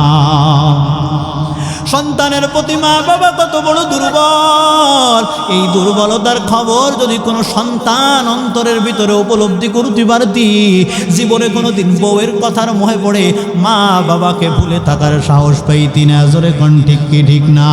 জীবনে মূল কষ্ট মায়ের, প্রসব বেদনা, সাত আসমান সাত জমিন তখন মায়েরই মাথায়। এমন মারে কেমনে আজি, এমন মাকে কেমনে আজি, আসো তুমি ভুলিয়া, ও আমার প্রাণের মা, মা গো মা, কোথায় গেলে মোরে ছাড়িয়া, জনম দুঃখী ইয়াতিম আমি, চায় না কেহ ফিরিয়া। আমি যখন ছিলাম আমার মায়েরই উদরে, কত কষ্ট করেছেন যে মা আমায় নিয়ে বুকে। এমন মাকে কেমনে আজি, এমন মাকে কেমনে আজি, আসি আমরা ভুলিয়া, ও আমার প্রাণের মা, মা গো মা, কোথায় গেলে মোরে ছাড়িয়া, জনম দুঃখী ইয়াতিম আমি, চায় না কেহ ফিরিয়া। কষ্ট হয় আপনার? বাচ্চাটা ডাক দিয়ে কয় আম্মা জান, ক্ষুধার তাড়নার সহ্য হইতেছে না, খাবারের ব্যবস্থা করে দেন। মা এদিকে সহ্য করতে না পেরে স্বাভাবিক খাবার আলু ভর্তার ভাত দিয়ে বাচ্চার সামনে যখন দিল, বাচ্চা তখন ডাক নিয়ে কয় আম্মা জান, গরুর গোশের ঘ্রাণ পাওয়া যায়, আলু ভর্তা দিয়ে খানা খাবো না, ঘ্রাণ কোথার থেকে পাইলাম? আমাদের এই টিন শেড বাসার মালিকের মেয়ের বিবাহ, ওইখানে গরুর গোশ রান্না করছে, ওই ঘ্রাণ পাওয়া যাইতেছে। মা বাচ্চাটারে বুকের মধ্যে জড়ায় কয় রে সন্তান, আমরা বড় আমরা কোনো অসহায়, আমরা অনেক জীর্ণ শীর্ণ গরিব মানুষ, এই জন্য এই বাচ্চা এই বাড়িওয়ালা আমাদেরকে দাওয়াত দেয় নাই, এইটা দিয়েই খানা খাও, অন্য খাবারের কল্পনাও করা যাবে না। আরে নবীর উম্মতের দল, আল্লাহ কয় বাচ্চা এ বাড়ির মালিক, ওই খাবারের ভিতরে ওই বাচ্চার হক আছে, তারে দাও নাই। জাহান্নামীরা বলবে লাম নাকু মিনাল মুসাল্লিন ওয়া লাম নাকু নুতঈমুল মিসকিন, আমরা মিসকিন অসহায়দের খাবার দিতাম না, তাদেরকে সাহায্য সহযোগিতা করতাম না, তাদের পাশে আমরা থাকতাম না। এ নবীর উম্মতের দল, এতিম অসহায়দের মাথায় হাত রেখা আপনি সাহায্য সহযোগিতা করিয়া আপনার সাধ্য অনুযায়ী যদি দানের হাতটা বাড়ায় দেন, ওই নাবালেক বাচ্চাটা এমন দোয়া করবে, আল্লাহ তাআলা রিকশার থেকে টান মাইরা 50 তলার মালিক বানায় দিতে পারে। ঘটনাটা সব জায়গায় বলি, আজও 5 মিনিটে বলে আলোচনা রীতি টেনে দিব। গত বছরের আগের বছর হয়তো সম্ভবত ফেব্রুয়ারি মাসের শুরুর দিক দিয়া আমি একেবারে ওই বঙ্গে চলে গিয়েছিলাম, বাগেরহাট, ওইখানে খুমটা কাটা জায়গার নাম, ওই মাদ্রাসায় গিয়েছিলাম। 3 দিনের সমাপনী বক্তব্য আমার, বয়ান শুরু করব। মাদ্রাসার হুজুর বললেন, হুজুর বাচ্চা আছে 5টা, ওদেরকে পাগড়ি পরাইতে হবে। আমি বললাম বয়ানের আগে নাকি পরে? আপনার যেইটা খুশি হয়, মর্জি হয়। আমি বললাম বয়ান কমপ্লিট হোক, মুনাজাতের আগে বাচ্চাদের মাথায় পাগড়ি পরায় দিব, কোনো সমস্যা হবে না।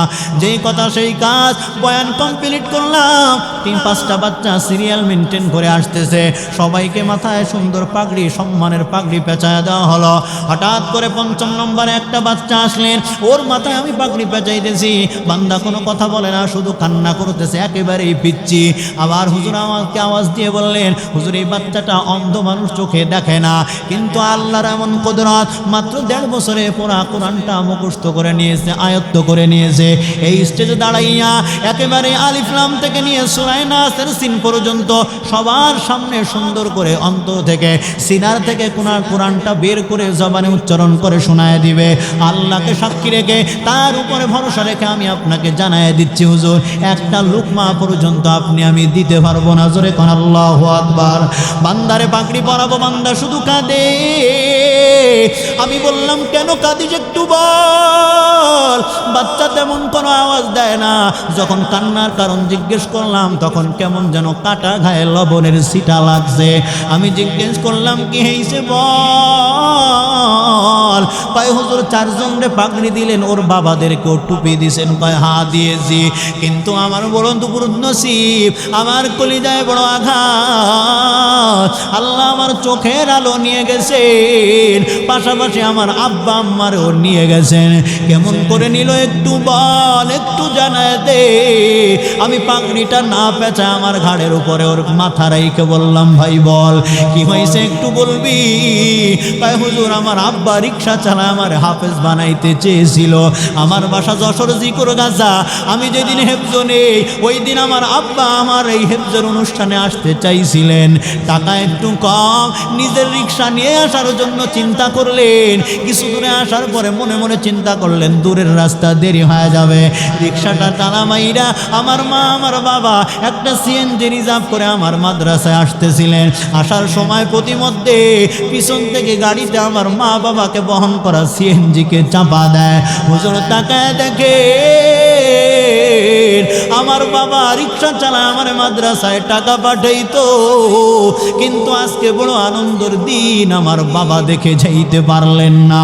আমি বললাম, তোর কোনো গার্ডিয়ান নাই? পিছন থেকে এক মুরব্বী ডাক দিয়ে বললেন, হুজুর আমি ওর গার্ডিয়ান। আমি বললাম, ওর তো মা নাই, বাবা নাই, কেউ নাই, আপনি কেমন করে গার্ডিয়ান হইলেন বলে। মুরব্বী তখন উনিও বাচ্চাকে জড়ায় ধরে কান্না করতেছে। জিজ্ঞেস করলাম, কি হয়েছে বলে।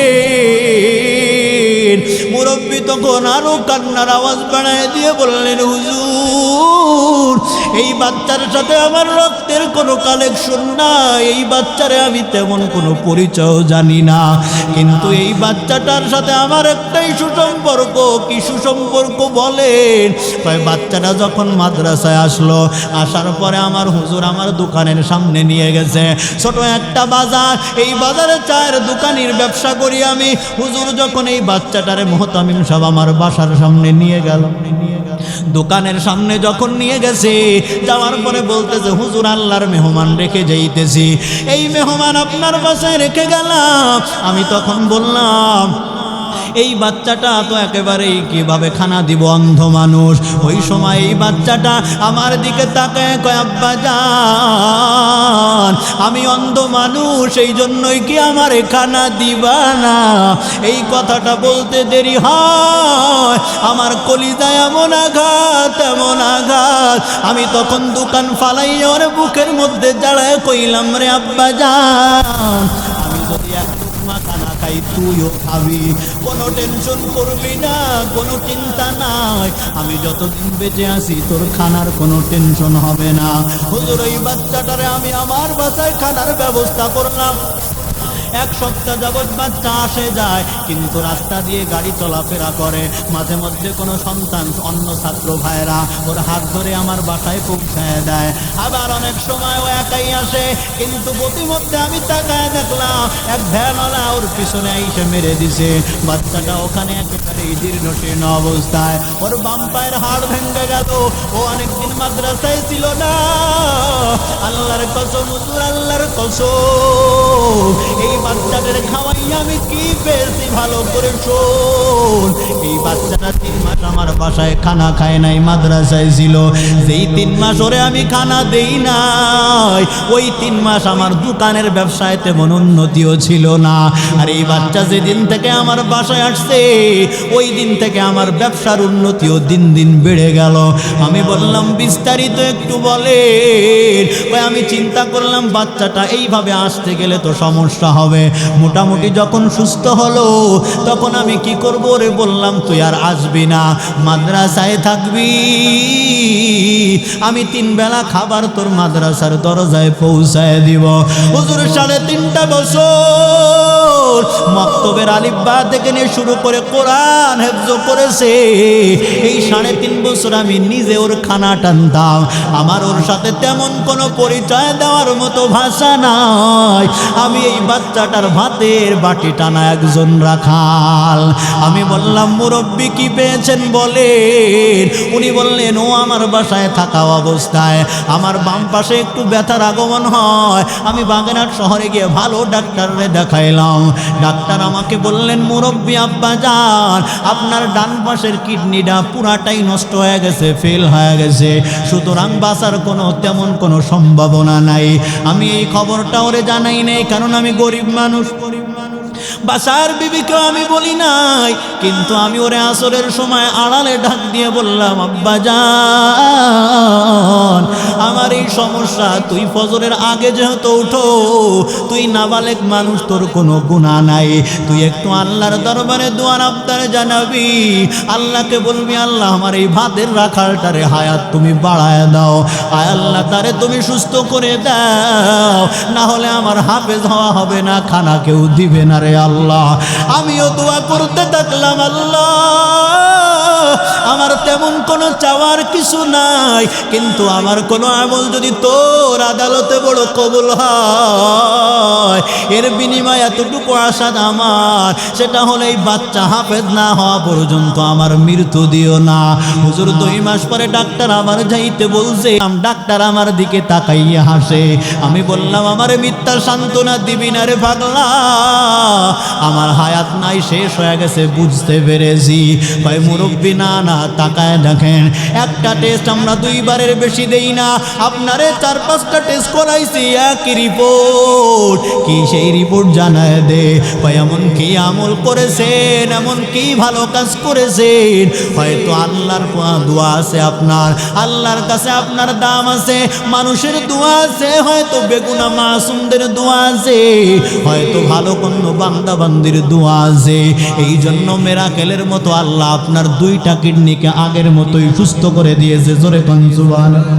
আরে নবীর উম্মতের দল, মুরব্বি ডাক দিয়া কয় হুজুর তেমন কিছু পাই নাই, শুধু এইটাই পেয়েছি, এর চাইতে কি পাওয়ার আছে আমার? আমার তেমন কোনো পরিচয় নাই, একটাই পরিচয়, এই বাচ্চার ভাতের বাটি টানা একজন রাখাল। আমি ওর লজিন মাস্টার, এই পরিচয়ে দ্বিতীয় বোধ করি না।